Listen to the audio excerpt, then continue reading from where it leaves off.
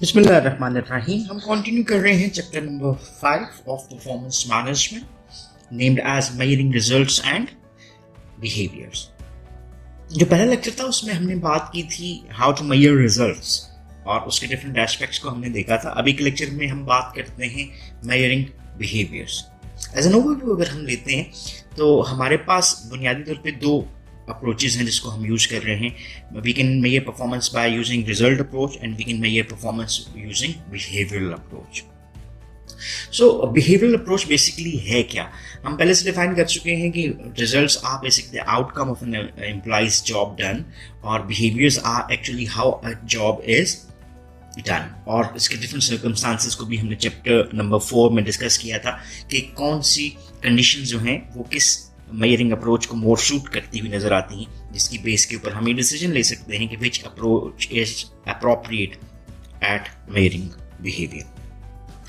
So whenever we are applying a measuring behavior approach, we must identify some competencies. पहला aspect तो हमें ये नजर आता है।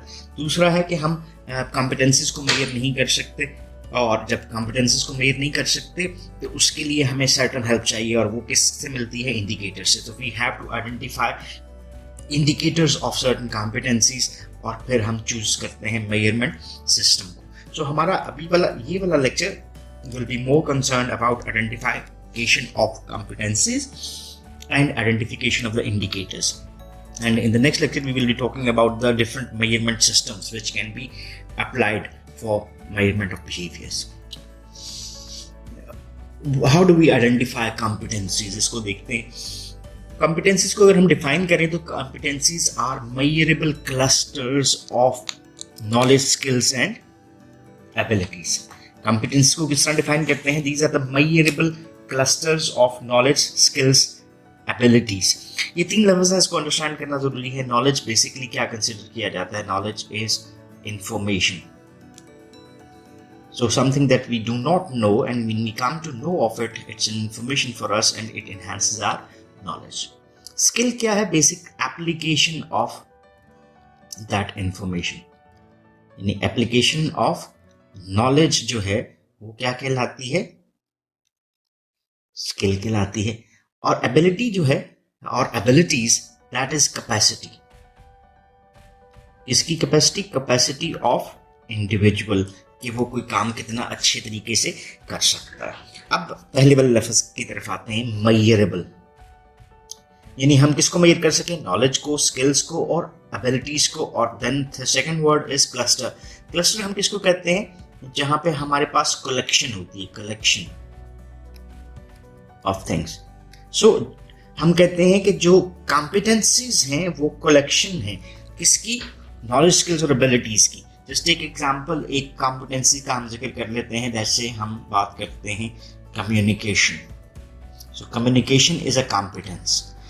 सो कम्युनिकेशन के लिए क्या हमें नॉलेज की जरूरत है? Answer comes yes. अच्छा, क्या हमारी स्किल होनी चाहिए? क्या हमारी एबिलिटी होनी चाहिए? इसका इकट्ठ कर लें तो हमारे पास एक कॉम्पिटेंसी बनती है, वो क्या है? That is a communication competency. So example of competencies अगर हम देखें तो हमें कई मिल सकती हैं। इसके ऊपर भी थोड़ी सी बात करते हैं, इसको आगे लेकर चलते हैं। That these are critical in determining how results will be achieved. So if the competence is not present in an individual, तो वो उसकी जो बेसिक फंक्शनलिटी है वो डिस्टर्ब हो सकती है।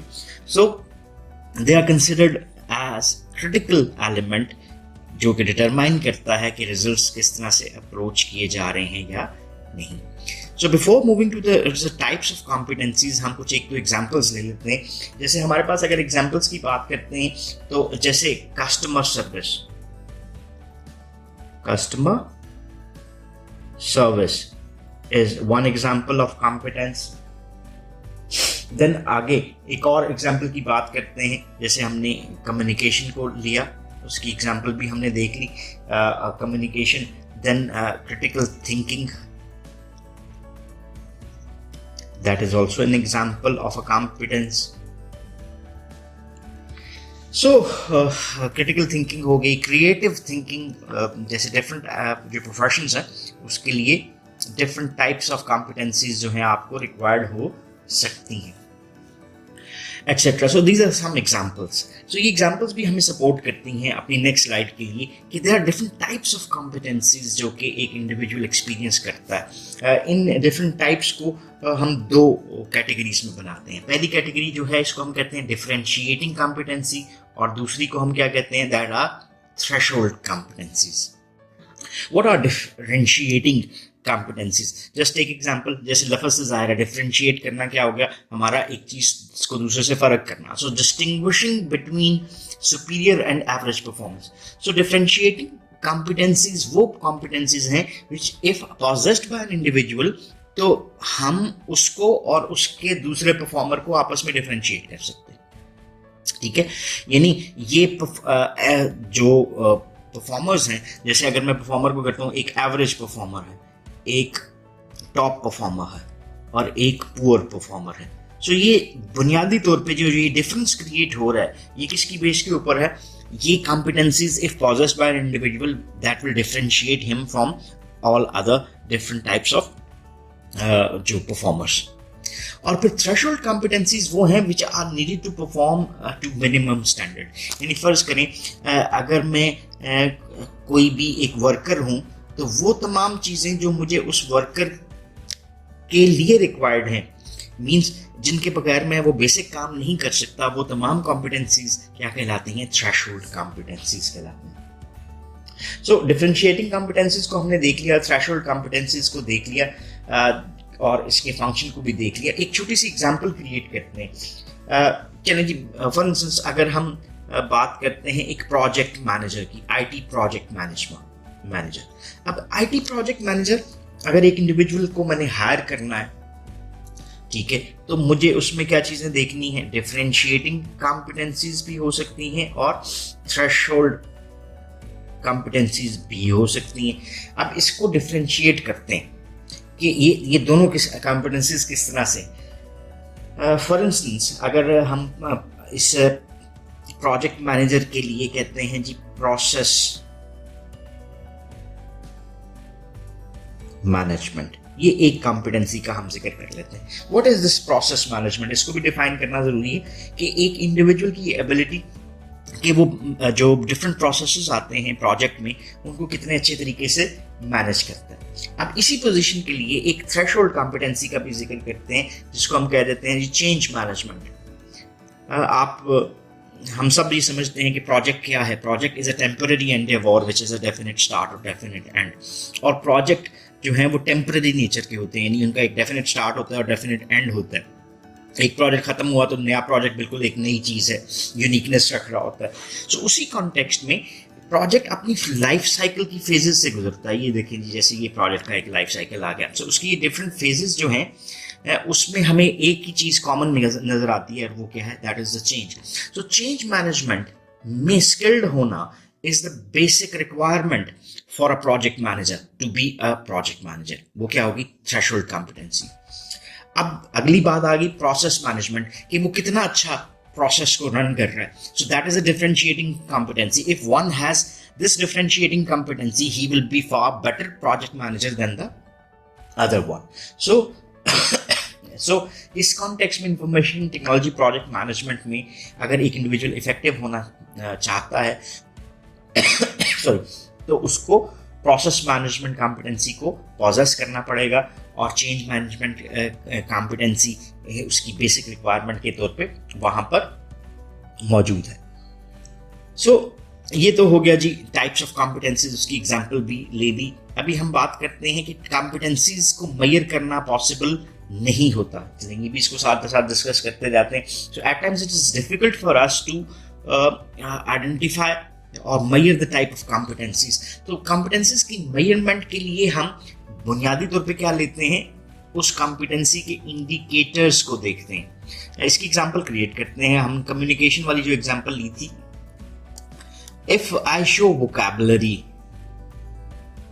या एक्सेंट मेरा अच्छा है, तो ये एक्सेंट और वोकैबुलरी का होना is an indicator that I will be having a good competency of communication. So indicator ने ये शो किया कि कॉम्पिटेंस प्रेजेंट है या नहीं. सो हमें क्या है, आइडेंटिफाई करना पड़ते हैं indicators in order to measure the competencies. ये indicators क्या है? So each indicator is an observable behavior. Observable behavior क्या हुआ? ये बेसिकली इंफॉर्मेशन देते हैं regarding the competency in question जिसको हम बेसिकली मेजर करना चाह रहे हैं. या दूसरे लफ्जों में अगर हम बात करें, हम कॉम्पिटेंसी को मेजर नहीं कर सकते डायरेक्टली, लेकिन हम मेजर कर रहे होते हैं उसके इंडिकेटर्स को, और वो इंडिकेटर्स हमें बताते हैं कि वो कॉम्पिटेंसी किसी इंडिविजुअल में प्रेजेंट है या नहीं है. सो ये हमारे लिए एक मेजरमेंट ऑफ द कॉम्पिटेंसीज का बेसिकली मेथड आपको बनता हुआ दिखाई देता है. इसी को थोड़ा सा एक डायग्राम से भी देखते हैं, अंडरस्टैंड करते हैं. सो इसी को एज एन एग्जांपल अगर हम लेकर चलें तो this diagram basically shows us, ठीक है, ये वाली डायग्राम हमें क्या शो कर रही है? If this is a communication, चलें इसको एग्जांपल ही बना, कम्युनिकेशन की कॉम्पिटेंसी है तो ये उसका indicator 1, 2, 3, 4 and 5. These 5 indicators are letting us know whether this competence is possessed by that individual or not.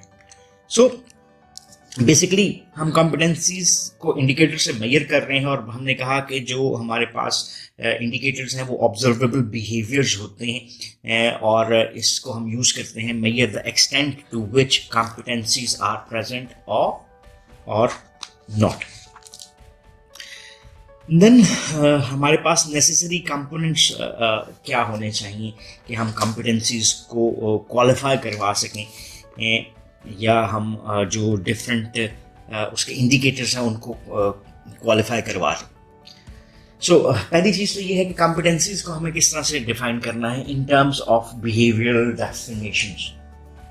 ठीक है, वो कहता है कि जब भी हम किसी कॉम्पिटेंसी को डिस्क्राइब करने जा रहे हैं तो उसकी डेफिनेशन हमारे पास मौजूद होनी चाहिए बिहेवियरल टर्म्स में.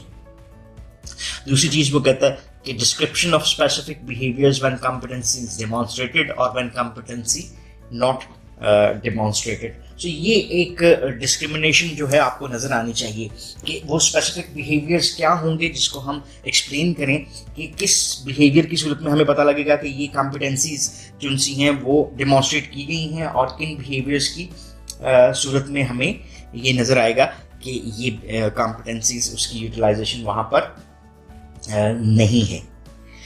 सो ये दो एस्पेक्ट हो गए. और the last thing which is related with suggestion for developing the competencies.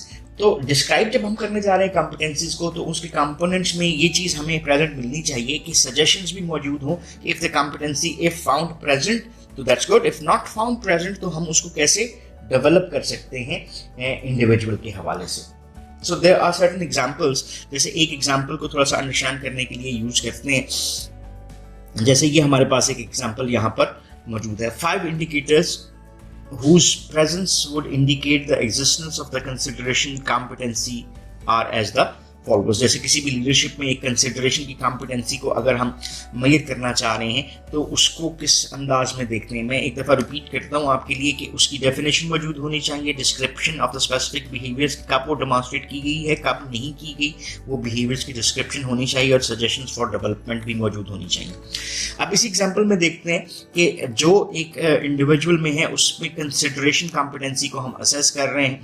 If he supports subordinates, asks about the well-being of employees, encourages subordinates to reach their established goals, gets to know employees personally, shows respect for employees' work and home lives. तो ये आपको एक description नजर आ गई of the behaviour. If he shows these behaviours तो we can say that he has consideration competence. ठीक है, बाकी ये वही चीज़ है. सो कॉम्पिटेंसी की कंसिडरेशन हमारे लिए बहुत ज़रूरी है. ठीक है, सो दैट्स अबाउट. इसके बाद हमारे पास मेजरमेंट अप्रोचेस आ जाती हैं, और इस मेजरमेंट अप्रोच को हमें एक अलग लेक्चर में बात करेंगे.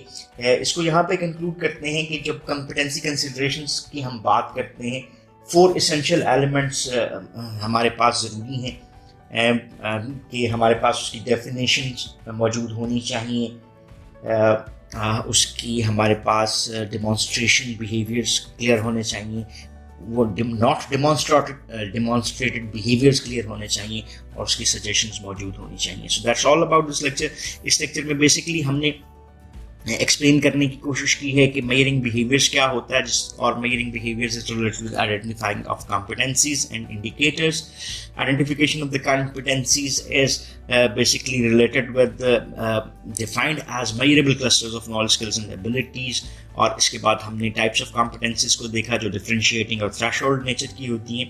इंडिकेटर्स कैसे आइडेंटिफाई करते हैं, ये ऑब्जर्वेबल बिहेवियर्स आपको नज़र आते हैं जिनको हम यूज़ करते हैं to measure the extent to which competencies are present in an individual or not, or necessary components of describing competencies. इसको हमने देखा. So next section में इंशाल्लाह हम बात करेंगे different types of measurement approaches जो कि हम इसके लिए use कर सकते हैं. So thank you very much for watching this video. If you still have any questions or queries, so you can ask in the comment section and we would definitely love to answer those. So once again, thanking you.